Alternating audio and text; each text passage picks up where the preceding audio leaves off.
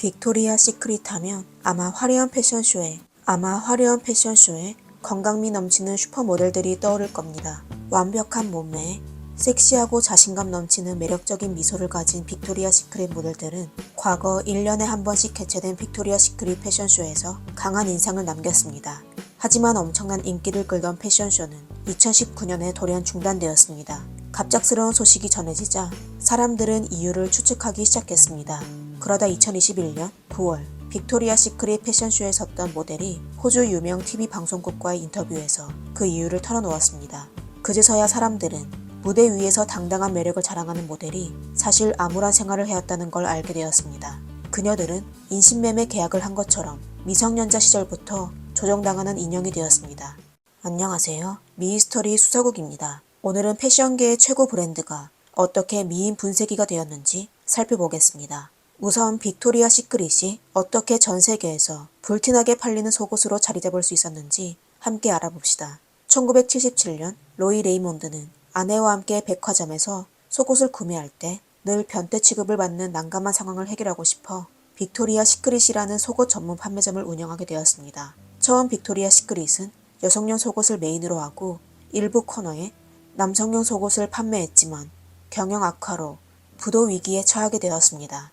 이때 미국 더 리미티드라는 회사가 빅토리아 시크릿을 고작 $400만, 하나로 약 52억 원으로 인수했습니다. 1990년대부터 더 리미티드는 빅토리아 시크릿의 섹시한 컨셉을 홍보하며 빠른 시간 내에 미국 최대 속옷 판매 업체로 만들었습니다. 하지만 빅토리아 시크릿을 전 세계에 알리게 된 건 1995년부터 개최된 빅토리아 시크릿 패션쇼 때문이었습니다. 섹시한 몸매와 아름다운 얼굴을 지닌 슈퍼모델들이 캣워크에서 빅토리아 시크릿 속옷을 입고 당당한 모습으로 무대 위를 누비자 전 세계 관객들은 그 매력에 매료되었습니다. 빅토리아 시크릿 패션쇼는 수많은 남성들의 관심을 받게 되었으며 또 많은 소비자들에게 선택받게 되었습니다. 이렇게 빅토리아 시크릿은 남녀를 불문하고 사랑받는 브랜드가 되었습니다.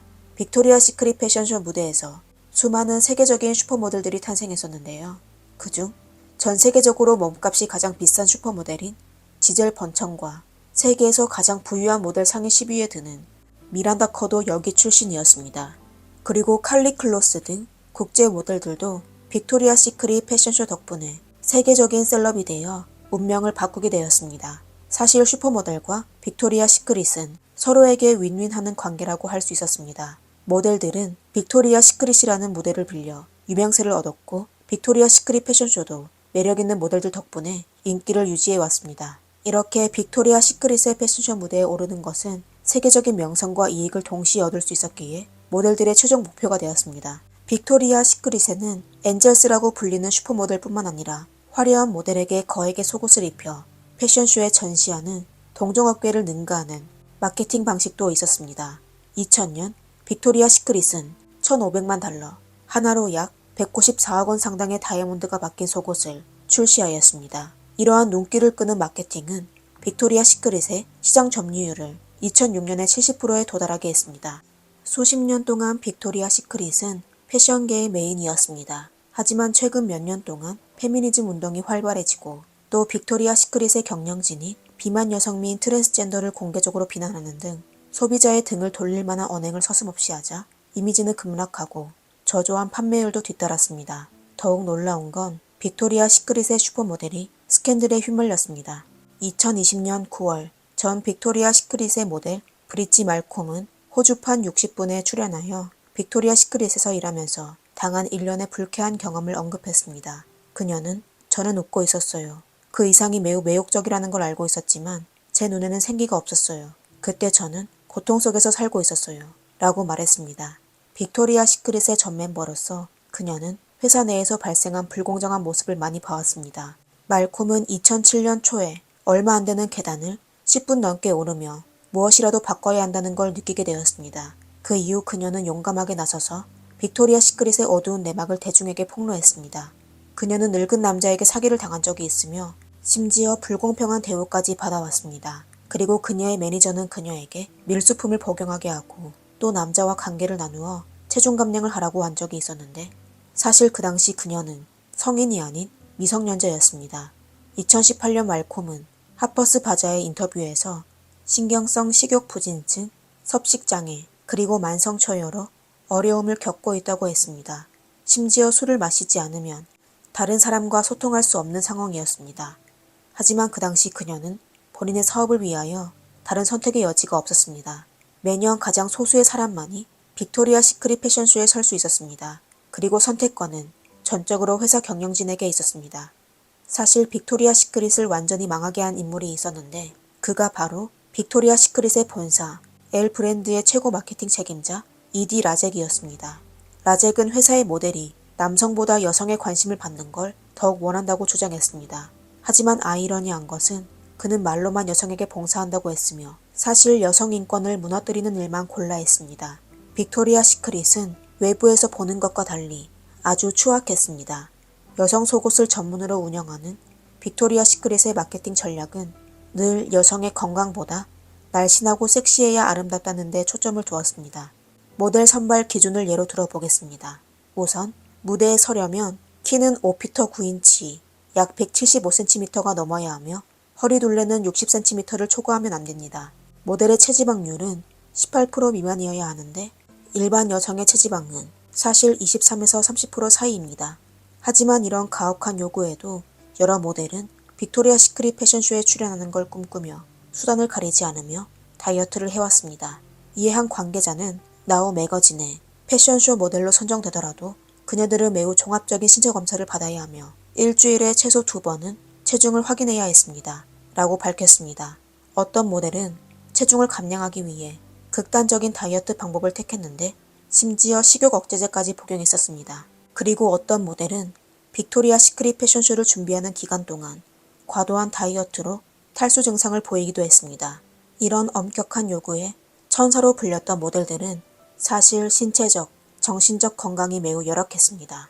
말콤은 한 토크쇼에서 최대 3일 동안 아무것도 먹지 않았다고 말한 적이 있었는데 일할 때 영양 부족으로 여러 번 쓰러진 적이 있어 다이어트를 중단하게 되었습니다. 하지만 주위 환경의 압박으로 그녀는 아주 큰 죄책감을 느끼게 되었습니다.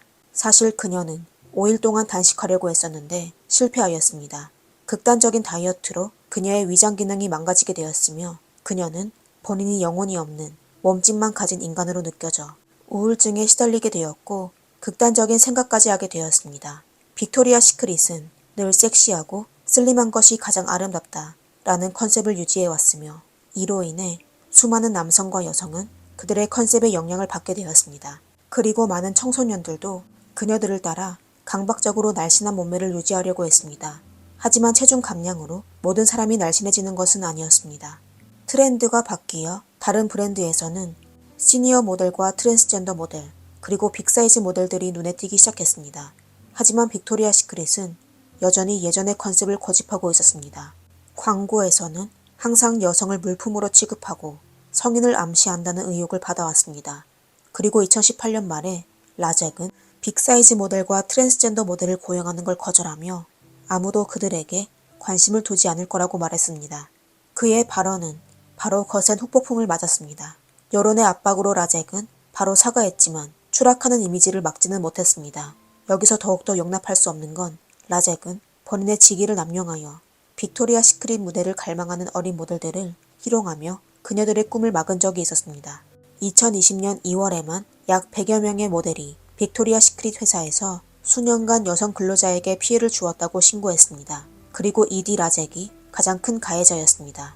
지난 수십 년 동안 이디 라젝은 모델에게 강제로 키스하고 또 무릎에 앉으라고 요구했다는 이유로 모델과 회사 직원들로부터 여러 차례의 신고를 받았었습니다. 그는 심지어 2018년 빅토리아 시크릿 패션쇼의 백스테이지에서 모델의 하체를 만지기까지 했습니다.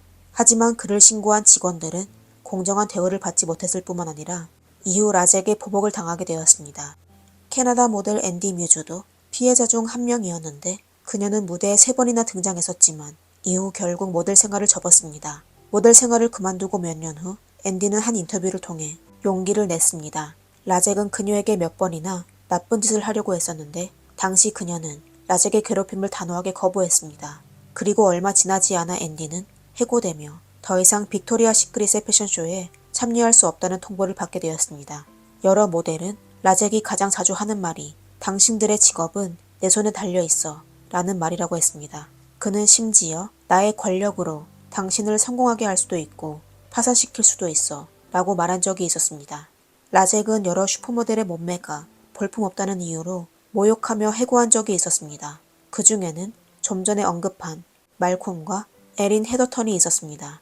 라잭은 회사 내의 독재자 같은 존재입니다. 이는 분명 회사 내부의 문화 환경과 관련이 있을 것입니다. 빅토리아 시크릿의 수상한 이야기를 처음 폭로한 사람은 뉴욕타임즈였습니다. 보도에 따르면 빅토리아 시크릿과 본사 L 브랜드의 직장 내에서 여성을 괴롭히고 경멸하는 문화가 만연했다고 합니다. 이는 여성을 주요 고객으로 삼는다는 회사의 사명과 완전히 어긋나는 것이었습니다. 무대 위에 서 있는 소녀 모델은 그냥 그들이 돈을 벌기 위한 도구일 뿐이었지 그녀들이 독립적인 사람이라는 사실을 까먹고 있었습니다. 빅토리아 시크릿의 어두운 내막이 점차 드러나자 점점 많은 사람들이 이 브랜드를 보이콧하기 시작했습니다. 한때 화려한 시청률을 기록했던 빅토리아 시크릿 패션쇼도 시대에 뒤처져 시청률이 하락하여 결국 2019년에 막을 내리게 되었습니다. 그리고 같은 해에 빅토리아 시크릿의 실적이 계속 하락하여 L 브랜드는 빅토리아 시크릿에 대한 투자를 대폭 축소하게 되었습니다. 라잭은 2019년 8월에 사임했지만 빅토리아 시크릿의 전반적인 쇠퇴를 막지 못했습니다. 2020년 미국 내 250개의 빅토리아 시크릿 매장이 폐쇄되었고 영국에 있는 빅토리아 시크릿은 파산을 선언하게 되었습니다. 비록 빅토리아 시크릿 회사와 모델에게는 각자의 스캔들이 있었지만 많은 모델들은 빅토리아 시크릿을 떠나 세계 무대에 서서 빛나게 되었습니다. 어떤 사람은 빅토리아 시크릿이 점점 쇠퇴하게 된 이유는 사람들이 더욱 다양한 미학에 관심을 두었기 때문이라고 했습니다. 그리고 어떤 사람들은 빅토리아 시크릿의 지도자의 잘못된 행동에 비롯된 결과라고 말하기도 했습니다.